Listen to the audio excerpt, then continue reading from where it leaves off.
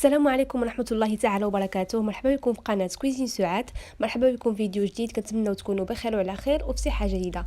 اليوم الوصفة ديالنا غادي تكون عبارة عن كيكة ديال العيد بالتمر والكركاع، كتجي غزالة بزاف، بنينة واقتصادية وسهلة في التحضير. ما تنساوش قبل ما نبداو، اللي باقي مشترك في القناة ادخلوا اشتركوا وفعل زر الانذار باش يوصلكم كل جديد والفيديوهات القادمة، وبقوا معنا باش تشوفوا المكونات وطريقة التحضير. عليكم ورحمه الله تعالى وبركاته. بالنسبه للمقادير، عندنا هنا كاس ديال العنيبه الزيت، كاس العنيبه حنا غنمشيو على قياس كاس العنيبه، وعندنا كاس الماء، ها هو كاس بالماء عادي، وكاس السكر. يعني الحلاوه كتبقى على حساب الذوق. اذا كان هذه ما خصكمش تكون حلوه زعما، يعني تنقصوا تمنوا كاس اللارب، لحقاش كاين عاود تمر حلو. كاس ماشي عامر السكر. ها وعندنا هنا واحد مرفه صغيره ديال قهوه سريعه الذوبان، وقبيصه د ملاح ضروريه في الحلوى في الكيكات. ملاح هي اللي كتعاود الذوق. الا لاحظتوا الانسان ما كيردش يدبل، وهي كتعاود الذوق د الحلاوه. ملاح ضروريه في الحلوى في الكيكات. وعندنا كاس العنبه ديال الكركاع مهرمش بهذه الطريقه هذه، هذا كاس معمر. وهنا كاس ديال التمر مقطع على هذه الطريقه هذه. اختاروا التمر يكون معسل شويش، يكون رطب شويش. كاس عامر د العنبه، وثلاثه البيضات ها هما معوطين. اذا كانوا صغارين عمرهم 4، واذا كانوا معوطين عمرهم 3. والطحين عندنا هنا جوج كيسان ديال العنبه، جوج كيسان عملنا.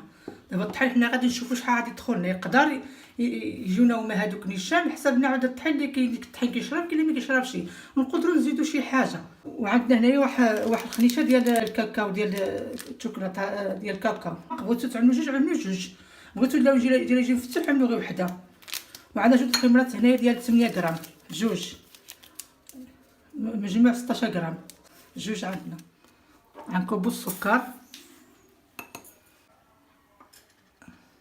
الماء،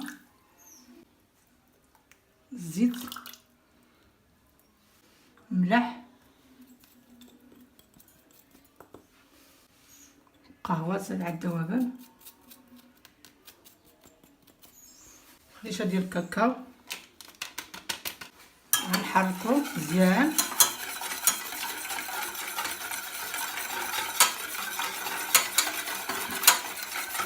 وغنردو على النار يغلي. شعلنا عليه العافيه. دابا حتى طلع مع ديك الغاليه داير يغلي، ديك الساعه نحيدو.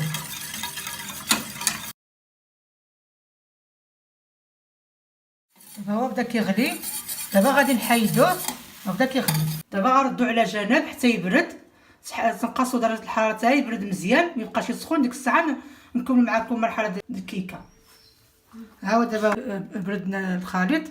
دابا غادي نكملوا التحضير ديال الكيكه. عندنا الخليط دابا غنكبوه.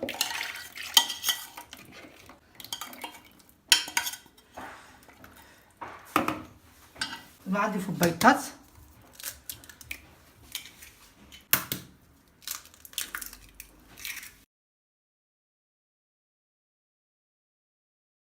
غنطيب البيضات.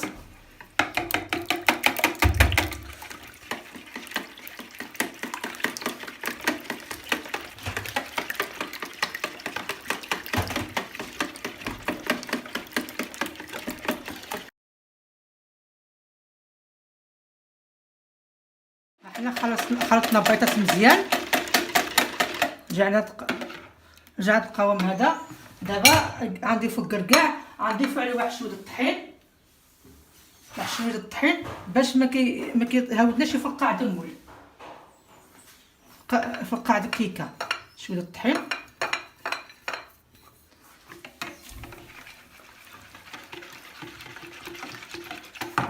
كما عملنا الكركاع نعملو حتى التمر بشويه الطحين هيدا باش ما كيهاودش يفقع دموي، كيبقى شابر في الكيكه.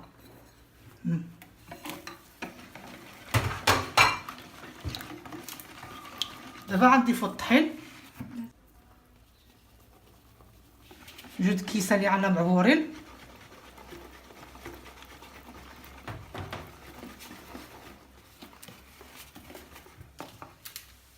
الطحين على معربل.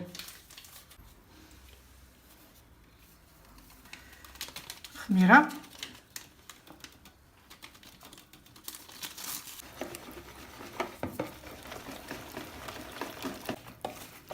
الطحين واخا كدينا جوج كيسان، يعني بعد ساعات كيكون الطحين كيشرب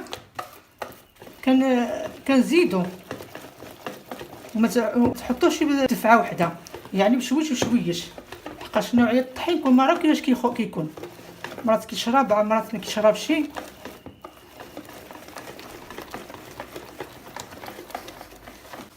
دابا غنزيدو الطحين بشويش بشويش، الطحين دائما نزيدوه بشويش بشويش.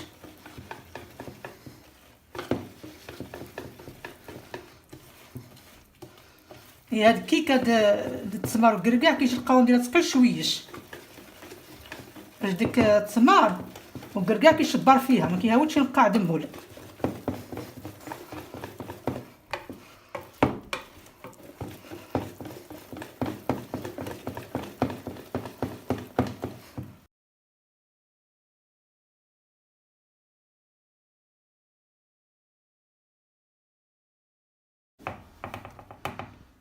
صافي ديك جوج كيسان الطحين كاملين عملناهم، يعني القياس هو هذا كي جوج كيسان. وبعد ساعات كتزيد لحقاش الطحين كيكون كيشرب، تقدروا تزيدوا.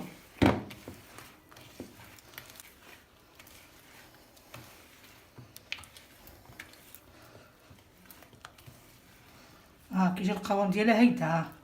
هذا دهناه بالزبده ورشيناه بشويه الطحين.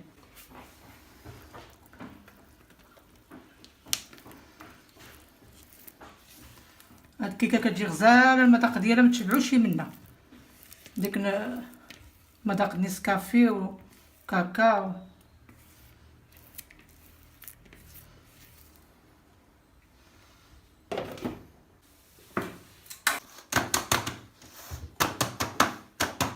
بالنسبه دابا ندخلوها الفران، بالنسبه للعافيه غندخلها على نشعل العافيه.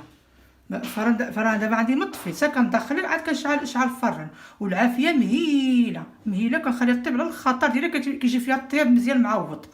العافيه مهيله معوضه، ما تكونش عاليه، ناقصه متوسطه شويش، وكطيب الخطر ديالها حتى كطيب من تحت. ملي كتشوفوها طلقت الريحه د الطياب، كدوز نص ساعه د المكانه، كتفتحوا عليها الفران، كتعملوا شي متيكو بشي حاجه بشي موس. الا شفتو خرج ناشف عرفوها طيبه، ساعه كتهبطوا تحت غير شي حاجه كتحمر وخرجوها. ها هي بعد ما خرجناها في الفران، هي طابت بهذا الشكل هذا. ها هي طابت نص ساعه كتكون طيبه. صافي دابا ملي بردت، دابا غنحضر معكم واحد كلاصاج. دوزت واحد 10 القطع د الشوكولاط، دوزتهم فوق حمام مريم. ودابا غادي نعمل معاه واحد طاس دانيت. انا مبغيتش هاد الشوكولاط يبس يقصح فوق الكيكه، بغيتو يبقى لي فازك، يعني يبقى لي فازك. نطلو هاد الدانيت،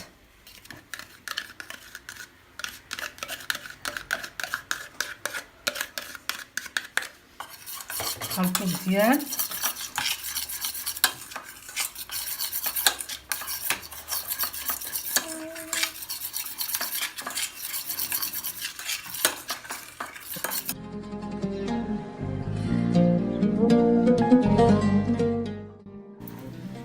دابا كنثقبوها باش ما يسقيو، غير تدخل مع ديك الشوكولاط كتجي مزيونه من داخل.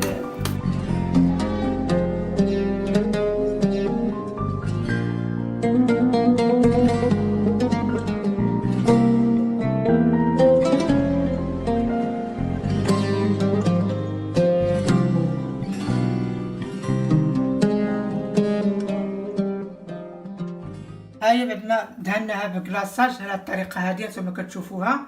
ودابا غادي نزينوها بكركاع مهرمش، كركاع مهرمش، الحاشيه ديالها هيدا.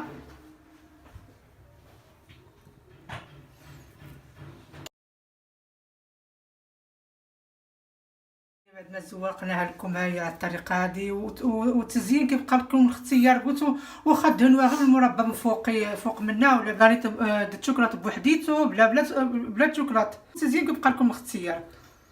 وكانت هذه هي الوصفه ديالنا ديال اليوم. كنتمناو تكون نالت اعجابكم وتجربوها وتبارطاجيوها مع العائله ديالكم والاصدقاء ديالكم، وما تنساوش تشجعونا بلي لايك والتعاليق الايجابيه كيف ما العاده. ونتلاقاو في فيديو جديد ووصفه جديده ان شاء الله، وبالصحه والراحه.